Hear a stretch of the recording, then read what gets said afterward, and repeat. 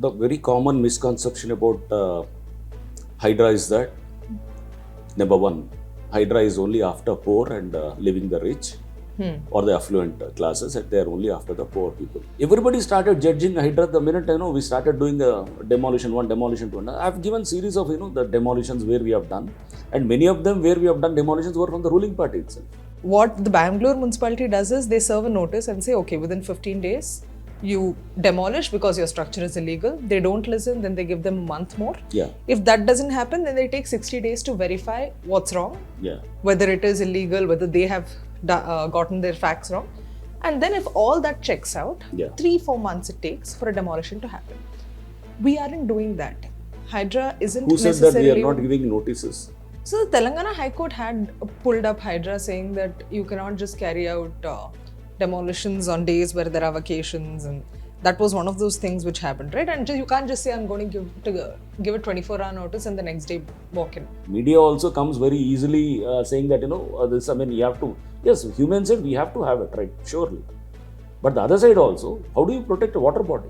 How long will it take for us to see a rejuvenated lake? Rejuvenated lake, by this year end, we are planning to rejuvenate 6 lakes. You had quoted to me the last time I spoke to you that what would matter is the greater good of greater number of Exactly, people. right, exactly. That's the same thing you're following. Yeah, absolutely. Hello, this is Anjana Meenakshi. I'm a reporter with the News Minute. Today we are sitting with the HYDRAA Commissioner AV Ranganath, and we have interviewed the Commissioner once before, but that was when HYDRAA had just commenced its operations. The HYDRAA stands for the Hyderabad Disaster Response and Asset Protection Agency. But a lot has changed, a lot of controversies have erupted over the last few months, and that is exactly what we hope to discuss with the Commissioner himself. So thank you so much for joining us. Yeah, thank you, Anjana. Yeah, so we'll start off with something which I know you've been offering clarifications across various channels. What would you say are the common misconceptions about HYDRAA right now? See, Anjana, the very common misconception about HYDRAA is that, number one, HYDRAA is only after poor and living the rich or the affluent classes, and they are only after the poor people. That is one of the most, commonly held misconception. And the second one is we are after the only, opposition parties and leaving the ruling parties. That is another thing. And the big structures have been left out, and we are only after the smaller ones. Okay.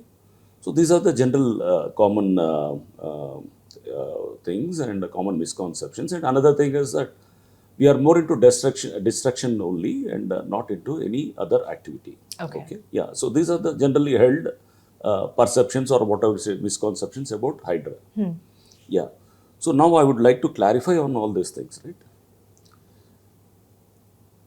See, first of all, when we are trying to say what is, the first misconception that we are only after the poor and leaving the rich, affluent and the bigger ones, right? Yeah.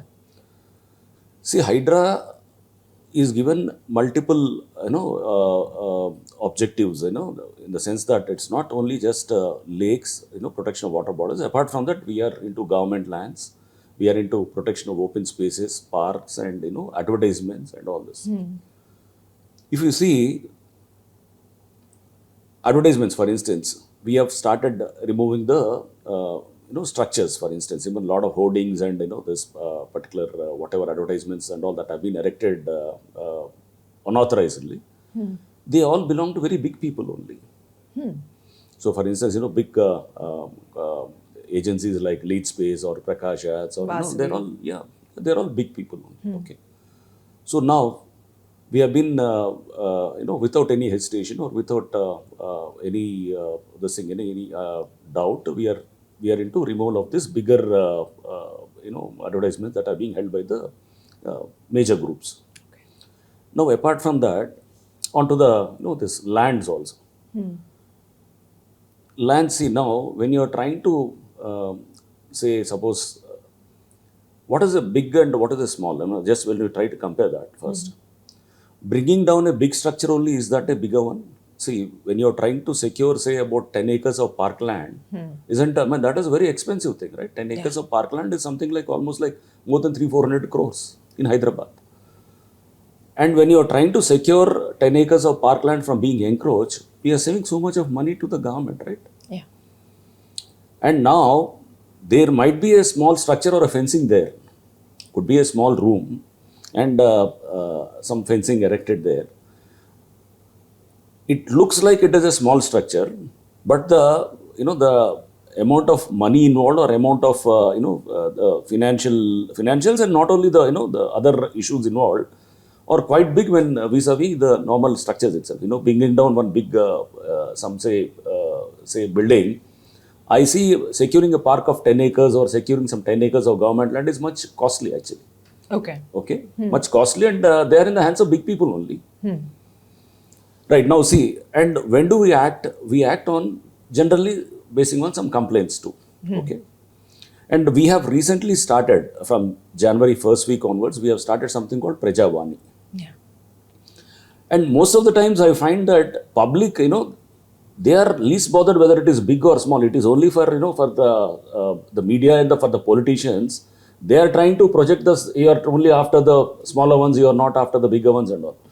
Public are more concerned. I mean, what I found is we have been receiving hundreds and thousands of complaints from public, and they are more concerned about their day-to-day grievances, not whether somebody is big or small.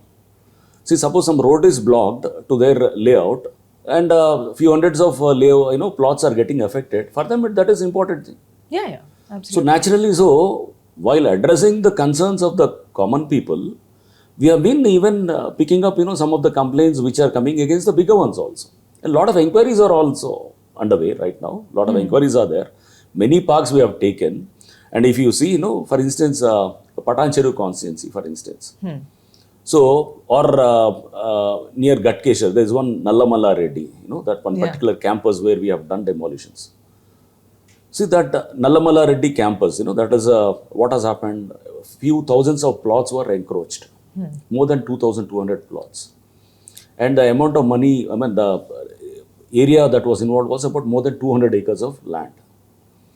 That will run into hundreds and thousands of crores, naturally. Okay, even presuming that it is about, say, 10 acres or whatever, 10 crores per acre there, it will run into prime real estate. It's a very prime land.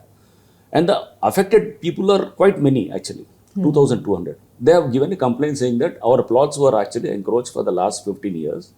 And some Malla Reddy has actually, constructed compound wall all around, and our plots are all into that particular layout itself, And in case I have to sell it, we have to sell it at a discounted price. Something if the market rate price is say some 30,000, they have to sell around 15,000. And he has constructed a compound wall all around, and there is only one entry, one exit to that.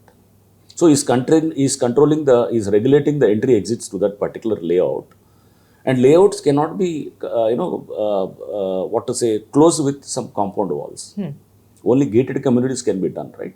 Not the normal layouts. Yeah. So Nallamala Reddy is a big man, right? So he's not a small person there. No, he's not. Right. Similarly, if you see, we have been trying to secure many of the plots in Aminpur, in Patancheru constituency. There also, they are all the lower middle class and the middle class and the poorer sections only who bought plots long time back. And there the rich and the powerful and the, influential and especially who are aligned to the ruling party, they are trying to grab the lands. And HYDRAA has been very strongly taking them on, right? And in case they have tried to construct something there, we have done the demolitions. So whatever the generally held misconception that HYDRAA is only after some poorer ones, or the this particular we are only after the ruling party is trying to show the examples here. Yeah. Okay. So this is the generally held misconception, which is actually being this is I should say these are some of the vested interests, especially some of the vested interests who are behind this, propagating this particular misconception. They have their own interests, their real estate mafia is there, and could be some people who are there, and some political leaders might be there, some media channels also could be there. It's all we are trying to take on some real estate people, and many of and land issue is such an important thing, and we are trying to address the land problems. So there's a lot of, you have to face a lot of wrath and a lot of attacks from, many quarters, right? So that was and incidentally, what I should tell you is, you should not judge an institution just by few months working, right? Give it some 1 or 2 years, or at least few months time, And the minute, I mean, see, Hydra came up in July 18th. July 18th it was constituted, right? Correct. So everybody started judging Hydra the minute, we started doing a demolition 1, demolition 2. And I've given series of, the demolitions where we have done. And many of them where we have done demolitions were from the ruling party itself. And even today also. What do you mean by from the ruling party, sir? Ruling party, they are supporters, they are supporters, or there could be some corporator there who is behind, or could be some local MLA who is supporting them, or could be, earlier, I mean, whatever. So we have given time many times, and earlier also, myself and Principal Secretary Mr. Danakishwar Garu, we have held a press meet and given the list of all the demolitions where we had done. So there are quite many vested interests who are trying to propagate this particular theory that Hydra is only after, a few people who are, poor or this sort of, from the opposition parties. Okay. So that is what I wanted to, discount that particular these things, right? Okay. So that is the asset protection part of Hydra. Right. Now there is disaster response or mitigating disasters. Right. So now we are headed for, every year we say this, we are headed for a very bad summer. Right. That is one. And once the summer, just when the summer ends, we'll see the cyclone season and Correct. we witness floods. Hopefully not, but we might. So could you speak more to the effect of how Hydra can mitigate disasters? Right. See, it's a very important question, Anjana. See, Hydra is, apart from asset protection, the prime duty, the reason why Hydra was constituted is to mitigate this disasters only, right? Okay. At least, I mean, to address the disaster management issues. So we have a very strong contingent of disaster response force. Okay. So that has been doubled almost. Earlier we had about 1,000, now it is more than 2,000 now. Okay, we have a strong disaster response force. More importantly, see, try to understand the basics. What is, I mean, we have about, say, recently we had a meeting with GHMC Commissioner also. We have about 141 water logging points in Hyderabad. Now, these water logging points, I've worked as DCP traffic about 10-12 years back. And since then, the same number is there. 141 water logging points has been, that is there consistently on the, data of traffic and the GHMC also. Now, every time when there is a heavy rain, you find problem at all these 141 water logging points. Now, what I understood is some basics are there. Basics like, suppose there's a catch pit there or a manhole there, and there's a, that pipeline which carries the sewage water or the storm water, and it goes into a nala there, nala or a rivulet. Okay. Many times you find that many of these are clogged. Catch pits are clogged or totally filled with, lot of silt and all, which is uncleansed. And the pipelines are also totally blocked. And the sewage nalas and all, the nalas which generally carries the storm water and all, they are also totally filled up with silt. Desilting has to be regularly done exercise, especially before the monsoon. Apart from the desilting part, they have to unclog this or declog the whatever things in the pipelines and all. Catch pits have to be cleaned. This is a regular exercise which has to be done by some agencies. Yeah. Now we requested the GHMC Commissioner. Last year we started. In fact, Hydra started in about it commenced its operations around in July. We started, having meetings with various peoples connected to disaster management only from August onwards. So by which time, the monsoon has already set in, and it was actually late bit.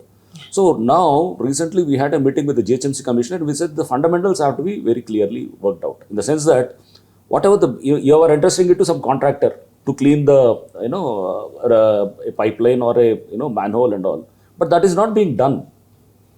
So that has to be physically verified at the ground level. Okay. Now, wouldn't the GHMC alone be able to do it, sir? I don't see how Hydra comes in. Exactly. GHMC, fine. GHMC, but there are many stakeholders, right? Traffic is one important stakeholder. Okay. Ultimately, if there's a water logging, it's a traffic jam that results in huge traffic jams. Yeah. And as per one estimate, 1 day of traffic jam in Hyderabad due to heavy rains will cost more than 300 to 350 crores. So stakeholders are many, right? I mean, stakeholders, traffic is also a stakeholder, right? It is. And similarly, traffic department, and similarly, Hydra being endowed with the responsibility of disaster response and disaster management. Yes, we are also a stakeholder in that.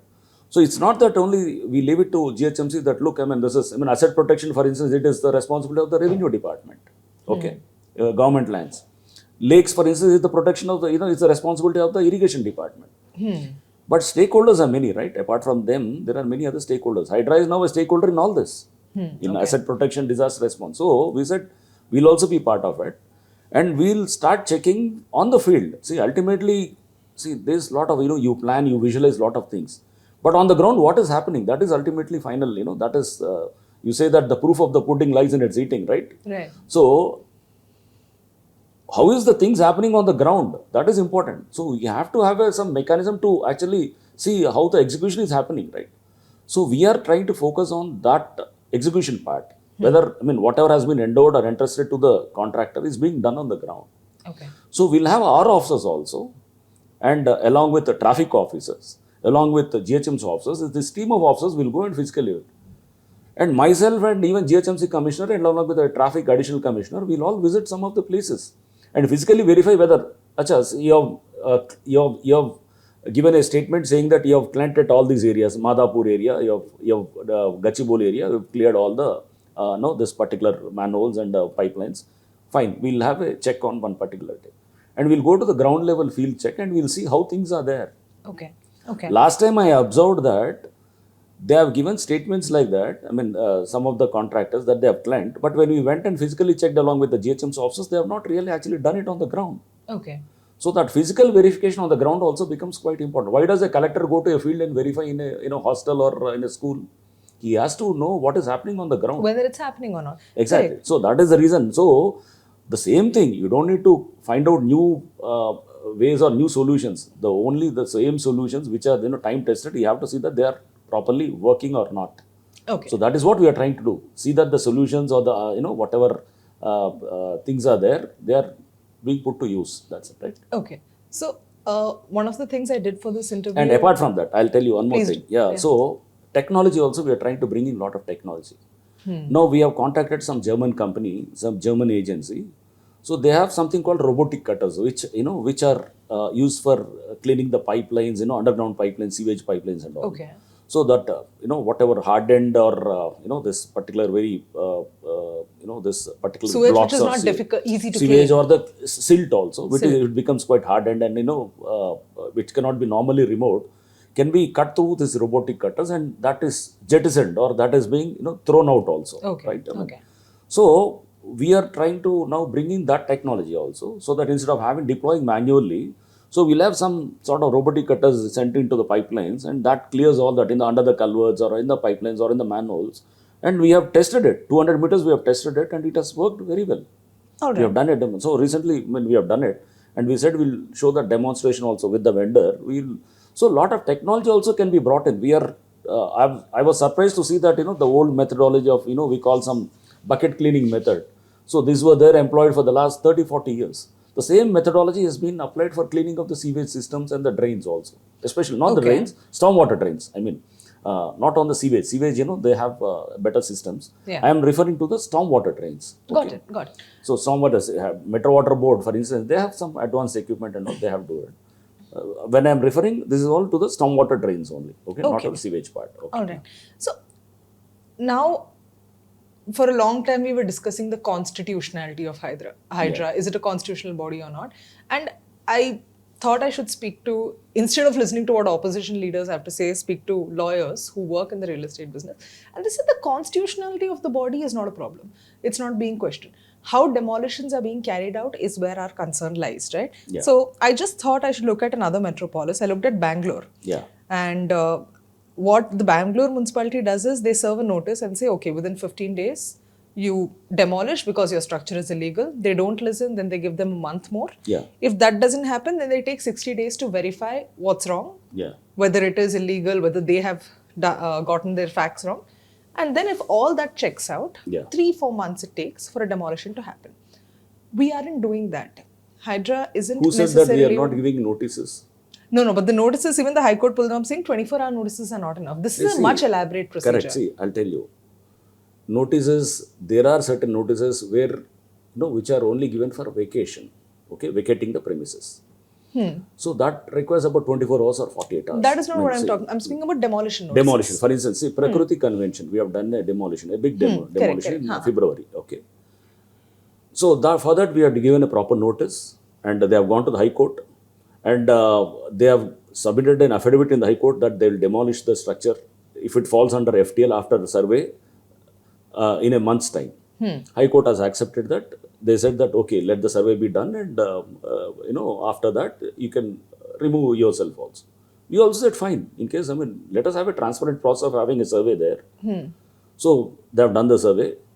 Survey was done by the concerned agencies there, and it was clearly shown that it was part of the FTL, but they failed to remove it after a month also. Okay. So we have done demolition. So it's not that we are not giving notices and all. But in certain places where suppose some road is blocked, you don't need to give any notice there. The Justice Gawai judgment is very clear. Okay. So in case suppose some roadblocks are there, and as per 405 GHMC Act, any encroachment into a water body, you can straight without notice you can demolish it.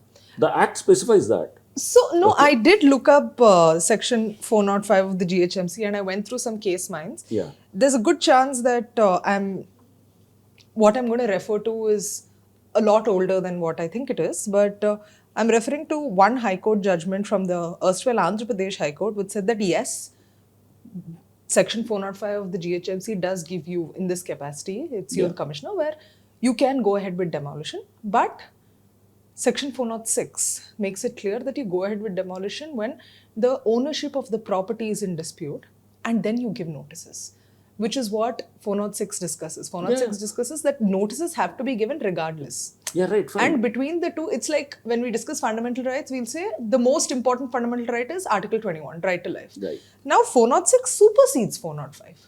So not like, giving notices is not an option, no sir. Justice Gawai has, there was a recent judgment on the bulldozer justice. Yeah. In this, these issues also were quite discussed, well discussed in the judgment. There are certain, statutes or certain state acts which give powers to the agencies to remove unauthorized structures without issuing a notice. That was also discussed in the Justice Gawai judgment. Okay. For instance, UP, I believe there was some section 26 of that particular, I believe, that irrigation act or whatever, that particular. So, like this, many of the states' legislations also were discussed in that judgment, right?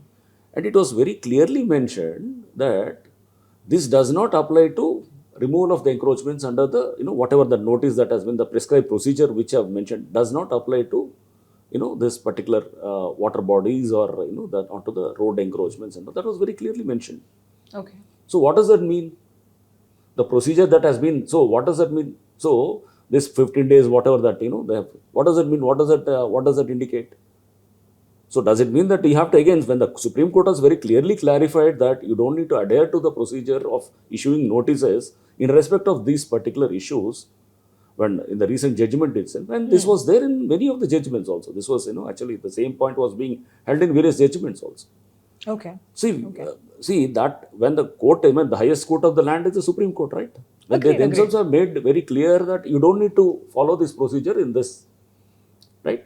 But even then, yes, in the same judgment, it was mentioned that the Solicitor General, the Solicitor General also, they have submitted this thing to the court, saying that we'll give vacation notice also. So that, even if some structure has come up in, say, a tank, FTL, or onto a road, something is blocked, we'll give a vacation notice. Because, it is more human, right? So, suppose somebody is there using it as a dwelling or, using it as this thing, we give a vacation notice saying that, at least, for them to take out their things and move out, right? So, that is being issued by HYDRAA. After the powers were delegated, October, we were delegated lots of powers. Yeah. And since then, we have been issuing vacation notice in this respect of these areas. HYDRAA works only in respect of the water bodies and in respect of the road encroachments. And in government lands, for instance, yes, we have to follow the procedure under the Land Encroachment Act. So we'll do that. So the Telangana High Court had pulled up HYDRAA saying that you cannot just carry out demolitions on days where there are vacations, and that was one of those things which happened, right? And you can't just say I'm going to give a 24-hour notice and the next day walk in. So it's a court statement. It was an oral See, observation. Anjana, see, all this, many of the times you find media to be carrying lot of other things which were not part of the judgment. But oral observations See, are noted by the See, media. more than oral, see, we have so many judgments from the High Court, and nowhere they said you have not followed the notices or you have not discussed. Then they can, prosecute HYDRAA under this thing also, under contempt of court and those things. See, not following the procedures and not following this, we are adhering to the procedures in the proper letter and spirit, which has been mentioned in various But enactments. sir, and all. you know as well as I do that even aside from judgments, oral observations are something people take seriously. No, see, oral observations also, each is interpreting in his own way. Some of the, recently, there was this thing, in many of the media channels, they have carried that HYDRAA is only after pour. This was an observation by the High Court. And I went to the High Court. The next, after a few days, I went to the High Court and I tried to find out from the local, the Stenographer or who? not stenos, from the local advocates who were part of that. And all. They said, no, the judge has not passed any such things. He was very, in a very lighter vein, he made some very normal lighter vein, some comments.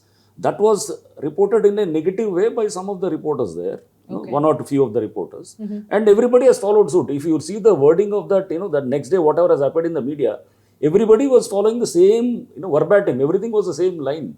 Okay. So what does that mean? One is sitting there, one or two are sitting there. They are collecting the information, and that is same is being transmitted to everybody, right? All right. So media, whoever has reported that day, were not part of that particular, the court proceedings. Okay. They are basing on the version of one individual, and what if HYDRAA is given some this thing negative, people read it. So that is being, people, some of the media, I don't say everybody is doing it, some of the media are playing to the gallery also. They are trying to see that HYDRAA is shown is bad because, public also will see something which is very attractive. HYDRAA has got a lot of public attention of late.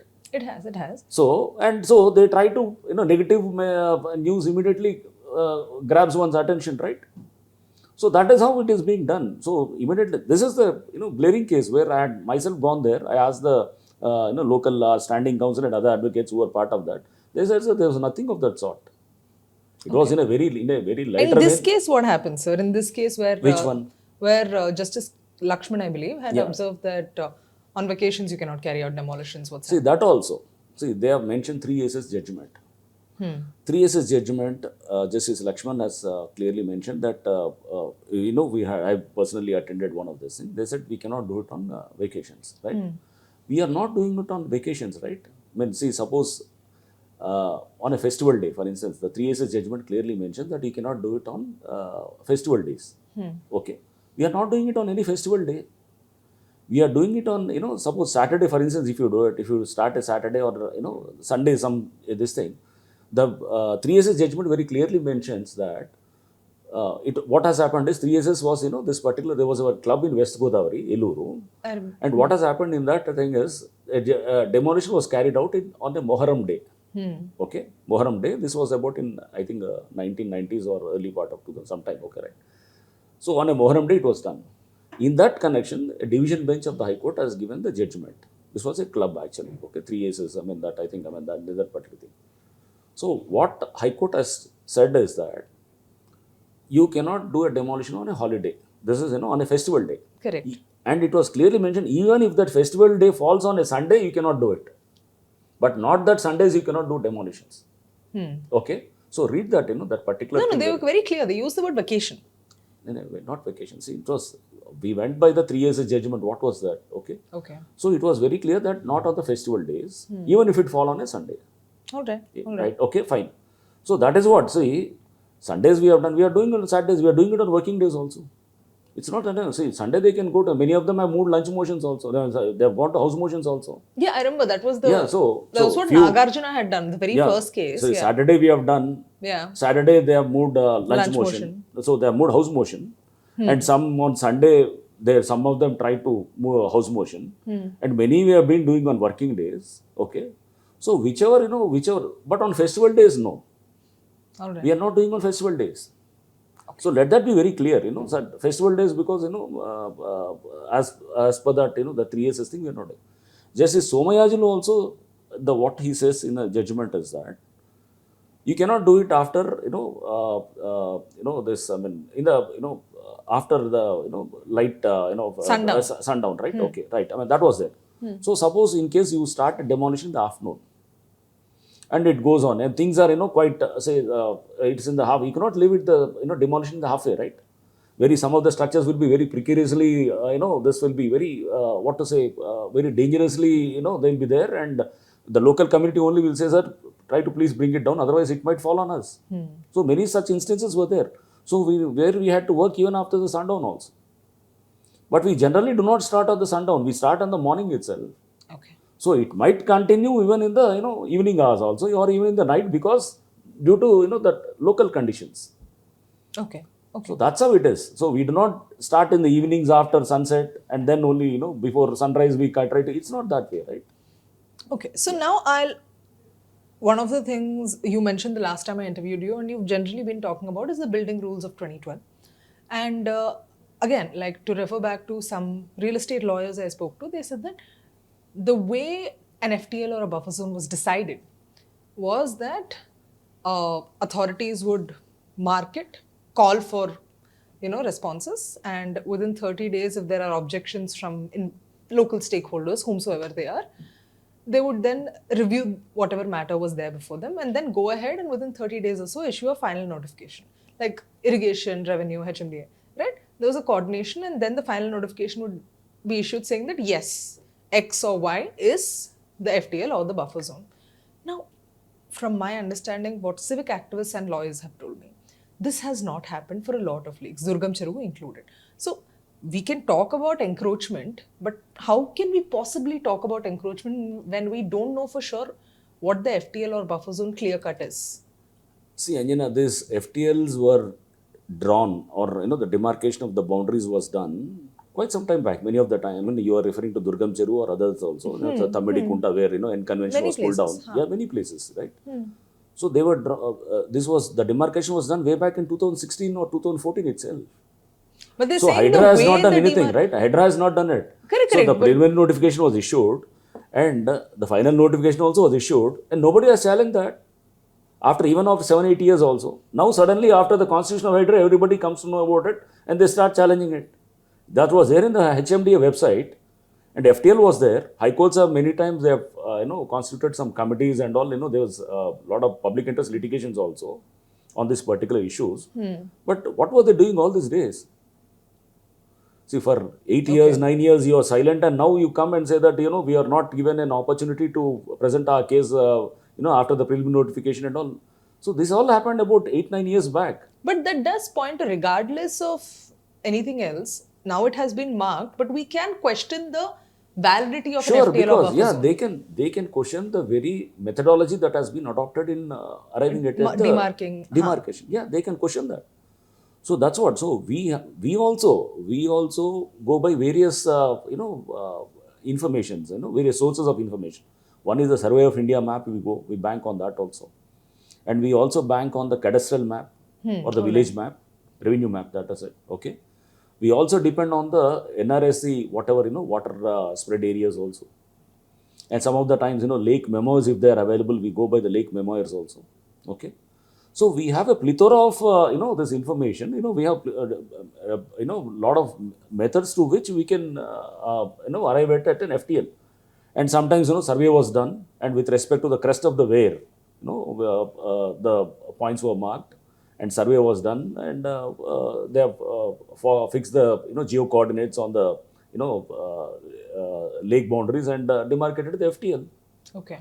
So many methods were employed earlier to arrive at the FTL. So there's no reason for you're saying there's no reason for the public to worry about the validity of an FTL or a buffer zone. Correct. See, now there are certain objections which we are actually seriously looking into. For instance, Aminpur is one.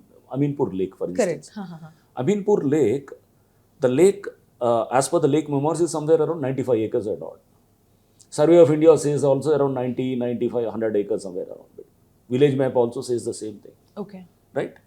And, lake memoirs, village map, Survey of India, all these show at around 90 to 100 acres, right? But the survey, the notification was given for about 450, acres now. Okay.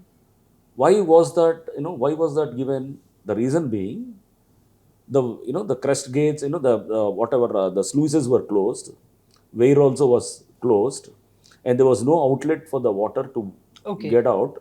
And so the lake has been increasing, that particular Amipur lake has been increasing. It doesn't happen. Lake doesn't increase, right? I mean, FTL is a permanent feature of a lake, Correct. right? So it doesn't, so FTL doesn't change with the passage of time. So in those cases, when the objections are really valid and, in case, you find there's some logic in it, yes, we are reviewing that. Even if there's an FTL final notification or issued also, we are reviewing such cases where we find that, yes, there's a lot of discrepancy between this data and that data. X and 5x are quite different, right? Something is X and 5x or 4x or 3x is some 300%, 400% more. Definitely one gets a doubt whether the exercise was done properly or not. But when it is X and something is less, some 1.5x, it doesn't make much difference, right? Okay. Okay. All Right. I mean, so, and this data is there. I mean, Survey of India was done in 1970. That data is being used now. Village maps were drawn in 1950s or even earlier than that. Okay. One could and argue we have the that revenue there records has also. been a topographical change See, and a revenue lot records of... yeah. So for that reason, see the meeting. I mean, just before your meeting, I had a meeting with the vendors of various, this GIS, Okay. this thing, which was, NRSC on the NRSC, National Remote Sensing empaneled vendors and all. Just now we had a meeting. So we are trying to work out now the morphological changes that had happened in the last 20 years also. We are trying to arrive at that particular data. See, suppose, 2006 aerial images of this whole of 2000 square kilometers of Hyderabad, this particular whatever HYDRAA's jurisdiction, that was there in 2006. Aerial images were there. But wouldn't you be putting the cart before the horse, sir? Why? Like, wouldn't it be more important to do the survey first and then go ahead with demolitions instead of doing it side by side? Things are some are very glaring. Final Some are, notification okay, has been... so you're only going so ahead with exactly where it's clear cut. Where there is final notification given only, we have done that. Okay, but See, where I'll there tell you, is doubt, for what's instance, we happening? have done some demolitions in Gandipet, Oro Sports and all. I remember. So we went and physically taken some measurements there before actually doing a demolition there. What do you do when there is doubt? We have to recheck that, right? I mean, when there is this thing, we have to reconfirm that yes, it is part of the FTL only. Okay. So we are doing it. Okay, all right. So when there is a doubt there, we are trying to recheck and establish whether it is right or wrong. Okay. Now I will ask, considering I've spent a lot of time discussing the technical and legal aspects of it, now I want to ask you about the criticism. And the most common and loudly voiced criticism is that real estate has taken a hit. So in that capacity, I want to understand, do you A, think real estate has taken a hit because of the body you're heading, A? And B, have you been attempting to coordinate with real estate authorities like RERA, for instance, or seeking inputs from an institute like CREDI, right? These are the bodies which we are, broadly speaking, real estate has been an unregulated market. A lot of good, not very pleasant things happen there as well. But has there been an attempt to see if you can work together at all? And do you actually think real estate has fallen because of HYDRAA? See, Anjana, real estate, this is also one of the widely held misconceptions. You could possibly say that real estate has fallen and that's okay because protection of lakes is more important. But I don't know. Not that also. See, real estate and whatever the dip in the real estate or whatever the slump in the real estate is not due to the work which HYDRAA has done. Okay. Partly it could be, yes. Partly around the lakes. People might be in a doubt or an ambiguity to whether to purchase a property there around the lakes. But this is just, this is only a very small percentage of the total real estate that is being done in the state or in the city. So it's not that every property that's coming up is in the, in the vicinity of the lake only, right? So there are many other projects also. And now, in case, HYDRAA is operating only in Hyderabad, why is that real estate has, taken a beating in, say, in Karimnagar or in, say, Khammam and other places? And this is the same in every place, right? Say, if you just open any YouTube thing or any social media or any other things. Other day I was going through various other national media channels also. Real estate has taken a beating throughout the country, right? In Delhi, there is a slump. In Mumbai, there is a slump. In Bangalore, there is a slump. Okay. Now, what is real estate again? Let us come to the basics of again. First thing, real estate is only the pricing is that real estate. pricing, It's not the housing, pricing, a lot right? of things. Now, what has happened? The prices have surged to that extent. The common man is unable to reach to that level, right? Right. There's something called, PI ratio, right? Price to income ratio. Now, that price to income ratio is the price of the property, right? How is it priced? And the income is the annual income of that particular prospective buyer, right? Now, in Hyderabad or in everywhere, I mean, the general notion that is held is less than 4, it is a good, that affordability. This is a PI ratio shows, I mean, if the lesser the PI ratio, it is affordable, right? That naturally. So when the PI ratio is less than 4 or 5, it is affordable. When it is more than 5, it is considered to be high. Okay. Between 10 and 0. If it is more than 10, it is considered to be, unaffordable, right? Almost. Very expensive, huh? So we in Hyderabad has reached in certain places where our affordability was, I mean, this PI ratio was more than 7.5 or 8 or also. And that also in certain places, again, you cannot have a generic, this thing for every the I whole don't of the expect, city. like, if it's one thing in Gachibowli, it will be different in Uppal. Right, for instance, exactly. So some of the areas where, I mean, the pricing was so high, I mean, 10,000 per square feet or 9,000 per square feet. And for 1,500 SFT, if you want to buy a flat, it comes more than 1.5 crore. And 1.5 crore, and with all the other amenities and all, it reaches to, interiors and all, it reaches almost 2 crores. And suppose somebody is getting a salary of 1 or 2 lakhs, how long does it take for him to pay back? It takes, I mean, throughout his life, he will be paying back the installment. So it is all, there is some overpricing also done. That is one. And more importantly, the unsold inventory, that is also very important. Unsold inventory, a lot of, FSI was also, unlimited FSI was there earlier, floor space index. So there was unlimited thing, and a lot of, high-rise buildings have come up, 50 floors, 40 floors, 30 floors and all. And that has resulted in an unsold inventory for the last 3-4 years. From almost like post-COVID, around 2020, just about 22, 23 onwards, the real estate started, actually plummeting down, right? So there was unsold inventory it's almost like around more than 2 lakhs now. 2 lakh flats or almost more than 2 lakh, 2.5 lakhs are just lying idle without being, just idle. Okay. And some CREDAI, some of them, when I interacted with some of the CREDAI people, they are telling me that, sir, hardly about 75,000 to 1 lakh will get sold. Normally that is a saleable thing, in a year. So how long does it take about for 2.5, 3 lakhs to, liquidate? It takes about more than 3 years, right? Easily. Yeah. Right. And many of the projects are in the pipeline also. So the unsold inventory is another thing. The steep, increase in the pricing, I mean, the price also, that also another thing. Now, this is the regular phenomena. This is not that any slump in the real estate is not just because of the constitution of HYDRAA or because of the operations of HYDRAA. This is a regular phenomenon. It happens. It's a cyclical process, right? Okay. There is a surge in the prices, it falls down, and again there is a correction, and again it rises again. So this is a part of, the real estate market operates like this, right?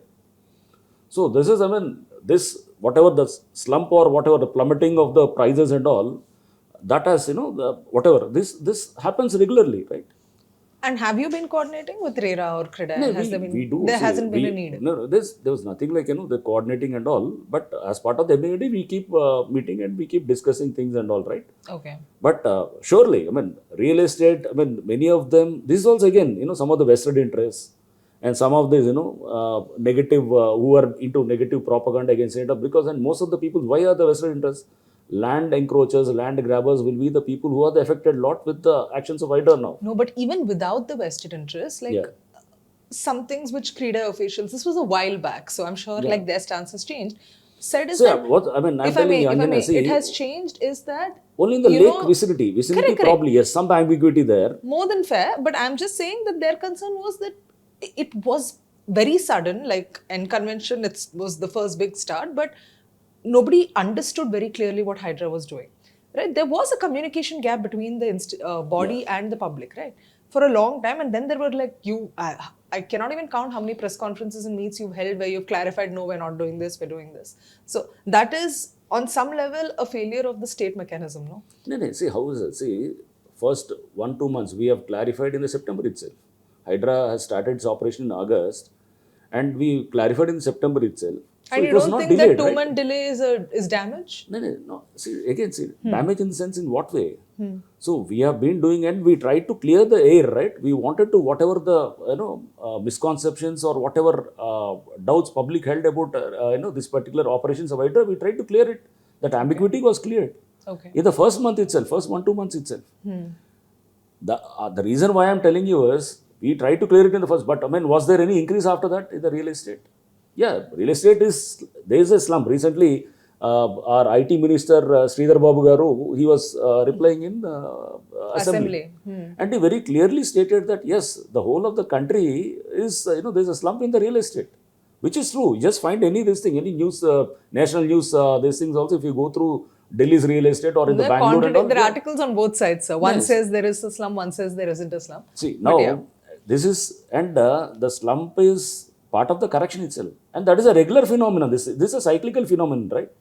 It's not that only now with the advent of or the coming of HYDRAA that things have now, started, that pricing has come down or real estate has taken a beating and all. This was there in 2008 in Hyderabad also, 2007-8 also. There was slump that time. Subsequently also there was slump. 2023-22 onwards, after post-COVID, there was again, there was, it took time to pick up. And many of the ventures which started in 2021-22 high-rise buildings, they started, they were at the completion stage now.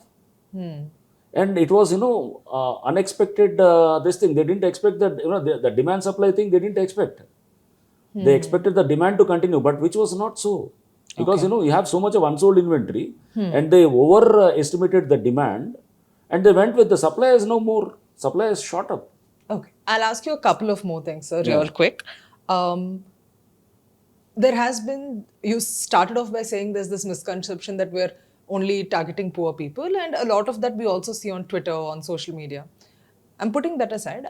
I reported on after the demolition at Sunam Cheruvu, and there were people very honestly telling me that Mark Delvado ever Salamo idi. Mehboob Nagar nunchi vacham. We've come from Mehboob Nagar and we've just set up makeshift houses here because we have nowhere to go. And they're involved in labor work. And now, even after the demolition, I went a week and a half after the demolition, they're A, very much there. And B, their point is we don't have, it's not like we are getting housing. Now, Moosi, sure, but that doesn't come under your domain. When it comes to the Moosi rejuvenation project, people have been getting housing. Sunam Cheruvu, these are normal people. They had no relationship to anything whatsoever. They now find their makeshift houses demolished. They've set up a tent again and they're living there. Isn't this a worrying factor? See, Sunam Cheruvu demolition happened in September, right? Yeah. So, this was, I think, September first week, right? Fine. I clarified then itself. So, there were many vested interests behind that. Okay, so one Venkatesh, who was actually running the tanker business there. If you go there, I have been to Sunam Cheruvu even about hardly about 4 or 5 days back also. The same tanker business is continuing there. Hundreds of tankers are lined up and the same business is going on. Okay. The same Venkatesh who tried to dose himself with some petrol and all, who made a lot of hangama that day, right? I mean, he was that character, right? We have filed a case on him also. But the same fellow, he's trying to do business there. And many of those, the demolitions which have done about 15-20 houses, they're all his labor, right? I mean, who have been employed by him. But they have nowhere to live, sir, regardless. See, nowhere to live is fine. But, they have encroached on this and they are working for some person there. I mean, same thing is there. I mean, he has removed now. They are there working for him, but they have erected, that whatever the dwellings have come up elsewhere. That's what, see, this is all part of that, if you ask the people, many of them near the layouts, they have come to me. This particular, some of them who have bought layouts long time back, they have recently come to us and they said that, sir, all these people whom you have demolished, they are all absolutely, this particular, the so-called, the poor or this thing and all. Fine, okay, they are poor people, absolutely. We have given them time to vacate also. Okay, we have given them time to vacate and we have told them 3-4 days in advance. How are they supposed to find housing in 3-4 days? Let's see, 3-4 days in advance, vacation. So they cannot see, that's what. See, you are trying to, so how do you think that lakes can be protected? So if suppose, that's what, media also comes very easily saying that, this, I mean, you have to, yes, human said we have to have it, right, surely. But the other side also, how do you protect a water body? One has to be very tough and, we have to be very, very, strong in our actions too.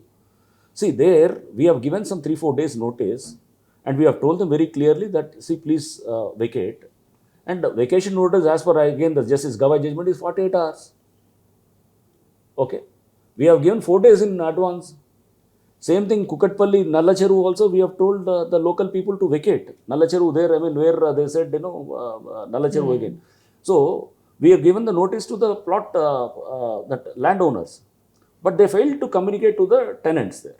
These are not tenants. These are the pejorative word for them is squatters, but they're homeless people. No, see, that's what, not homeless. They are not homeless. They are people who are working for some contractor there. And contractor has erected houses for them. Right? It's not that, contractor will never get them removed, right? So he's a business, he's trying to make business on the lake, right? Okay. So do you think that, even if you give a proper notice and you give them 15 days time, does he vacate? Even now he has not vacated the tanks. Okay. After so much of, these cases and all. So now we are trying to rejuvenate the whole lake. Naturally, then once you are trying to rejuvenate the lake, things will fall in line, right? That whole thing will become part of that particular rejuvenation and all. HYDRAA is now taking up about 6 lakes with HMDA funds, and which Chief Minister was very, very particular that we should get into the lake rejuvenation part also. And HYDRAA is now taken up 6 lakes in 6 zones in Hyderabad. Okay. So and one such lake is the Sunnam Cheru also. Okay. So now I'm just a couple of things I'll ask you. One is that what happens after the demolition? And what I mean by this is there are certain mechanisms, certain contracts which need to be in place after a demolition happens to clean up the area. Right. Is that also something which comes under HYDRAA purview? Because if it isn't done, that creates more harm than good. Just in terms of hygiene, cleanliness, health, these are all factors which come in. Is that something your department is taking care of? The first step which is done is to first stop the encroachment of the lake water body. So I feel that HYDRAA has been, to great extent, we have been successful in limiting that encroachment into the FTL. Because it has created a lot of awareness amongst the public itself. Okay. So nobody is now, public are now, they are thinking twice before buying a property there. So that awareness has come, and which is a good awareness, I feel. Okay. So in a way, we are now, the water bodies can be protected from future encroachments at least. Okay. To that extent, number one. Number two, the encroachments where, we have stated HYDRAA has come out with a policy saying that all the dwellings which were there earlier, before the constitution of HYDRAA, they will not be removed. Only anything trying to encroach after that, post July creation. 2024. Right. So they will be definitely removed. Okay. Okay. So number, commercial structures, unauthorized commercial structures, if they are there, yes, we'll get them removed. Okay. That is there. And the other one is, any permission that has been permitted, the permission will be honored. Even if it is before, say suppose July 24th was the creation of HYDRAA. Suppose some permission was given, say in February or March, we'll honor that permission, whatever has been. That was that is how the government has come out with that, whatever that policy, right? We naturally we conform to the whatever government's directive or the policy which they have come out. Fair enough. Right. So number one point is that we have now limited the lake encroachments, and number two, now what are we trying to do with that? Now the second part is the lake rejuvenation part.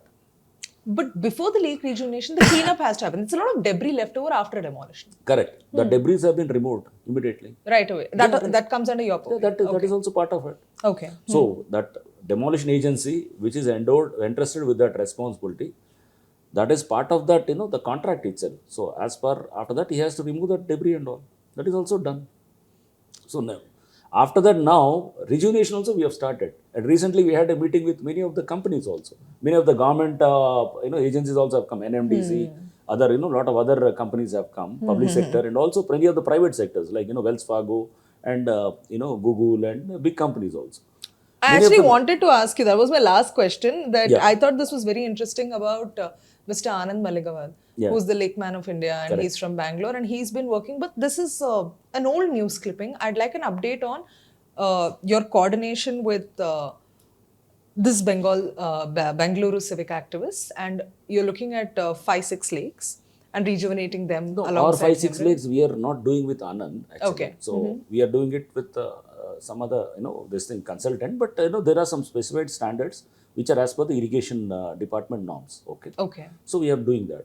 But Anand, yes, he also has a very beautiful model of, he has his own different way of, rejuvenating a lake. That is also quite good, actually. So that also, there was some controversy in Bangalore, but I believe, he's probably, naturally some of the detractors and all of people who are opposing him would have done it. I mean, but there are some lakes which I have seen which were developed by Anand. They are wonderful actually.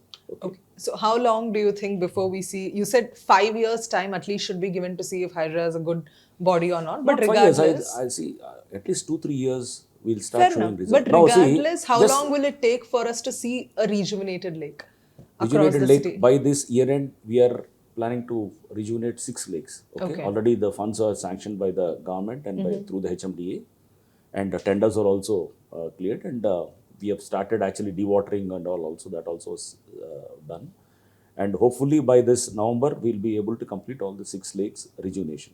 Okay. That is number one.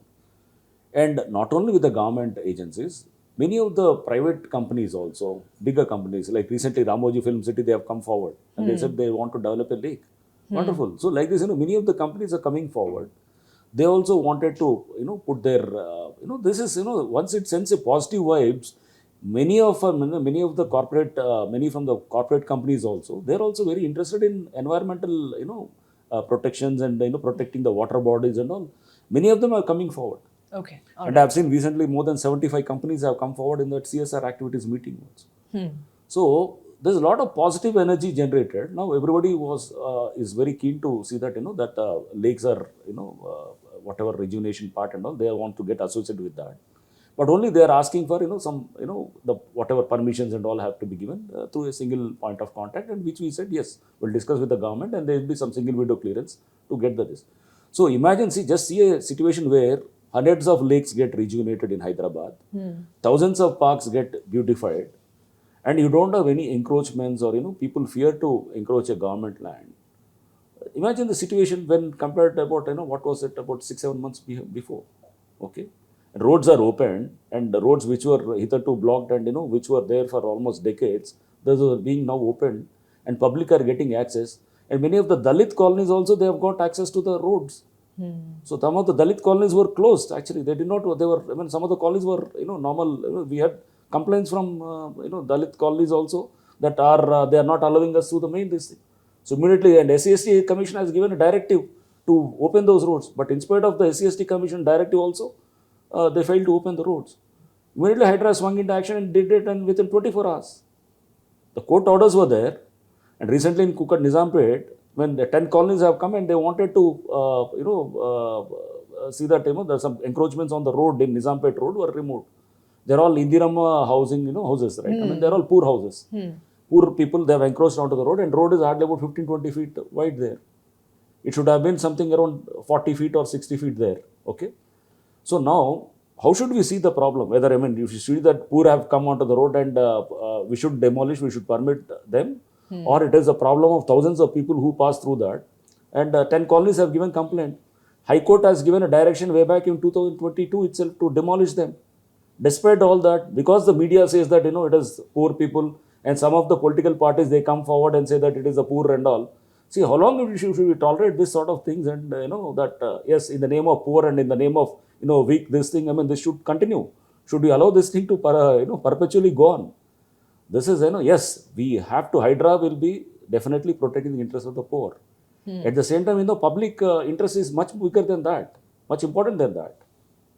So, lot of, I'm putting in instances also where, this, You had quoted to me the last time I spoke to you that what would matter is the greater good of greater number of exactly, people. Right, exactly. That's the same thing you're following. Yeah, absolutely. Okay. So, greater good, and Nizampet, for instance, when we tried to demolish that, there was a lot of hue and cry, and some of the media channels said that, poor houses were brought down and all. There was an High Court order there, and 10 colonies were complaining. Thousands of people are facing that problem, their traffic problem, and hardly about 15 houses were there, which are encroached onto the road.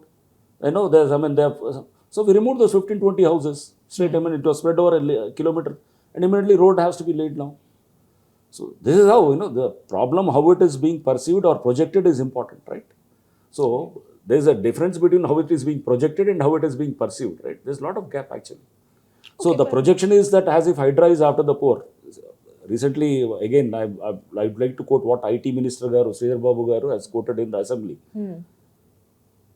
We have got thousands, more than 9,000 odd complaints have come, and about 7,000 odd complaints were resolved, Okay. or they have been disposed of. You just see on any day here, especially on Monday, which is a Prajavani day, people come in the mornings itself. They come and wait here. That is a trust which Hydra has got in the minds of the people now. And the people who are coming are not big and affluent and not the richer ones, right? They are the small, poorer and the lower middle class people who come and wait from morning 6 o'clock here. They are eager to get a token so that they can come and represent their problem and get it resolved immediately. And we try to resolve within 2 days or 3 days or not more than a week, right? I mean, we have a deadline there. See that if we can resolve in the next listing. So the problems are like that, which which were not resolved for decades together. We're getting easily whatever things are there. I mean, they're getting resolved in the just matter of days and hours also. Okay, finally, to your mind, Ranganath Garu, what do you think Hydra isn't doing well or can do much better, regardless of political or real estate opposition? What is something you think your body hasn't been able to do well so far? No, see, again, I think, government lands now, which we are actually now focusing on. So now we are doing lots of inquiries. So we are seeking the help of various other agencies also. So that is one important area where a lot of lands are getting encroached. So we have started off that particular now, that particular area of work now. So that also will be very, very crucial. I feel more important than as equally important. Like As lake rejuvenation. Government lands also. Some of the few land grabbers, they are trying to hold it on through some various whatever some misinterpretation or wrongly interpreting the laws or the judgments and all.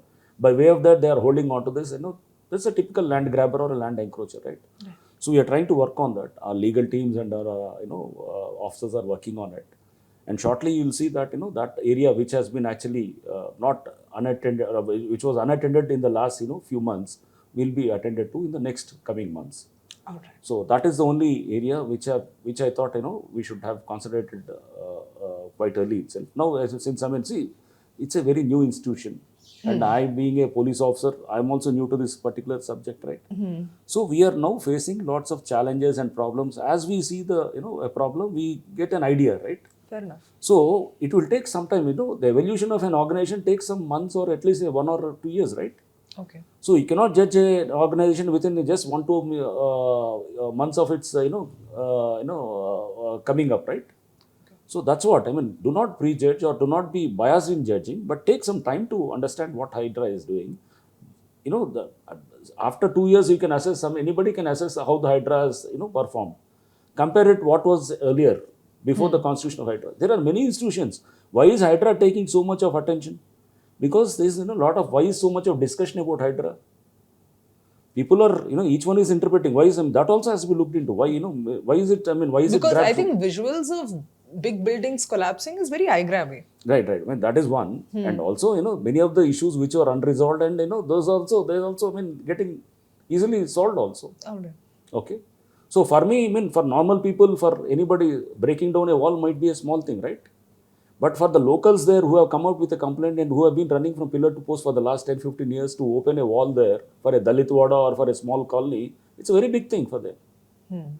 So some of them have commented saying that, "Arey, chinna chinna wala meeda, you are throwing only on small issues, bring down big buildings and all." Arey, big buildings will do it. Not only bringing down the buildings, we will do something else also. Government lands. If you are trying to secure 50 acres of government land, I feel it as bigger than bringing down a big structure, right? So those, do not compare, just do not assess by only bringing down big buildings only. Hydra is not only that. Lake rejuvenation and the lakes, parks, revival of parks, green lunch spaces and all, everything is, lots of activities we are into, right? So give time for us to, prove ourselves and we'll show it how Hydra is and how Hydra's working is probably in few more months, right? Okay. Yeah. Thank you so much, Commissioner. The Commissioner has asked for time and News Minute will be following what Hydra does even going forward, and I'd like you all to give us the time of day and please subscribe to the News Minute. If stories like these matter, if you believe that bureaucrats should be able to answer difficult questions like Mr. Ranganath has, then subscribe to us and we shall continue to serve you and pay to keep news free. Thank you so much.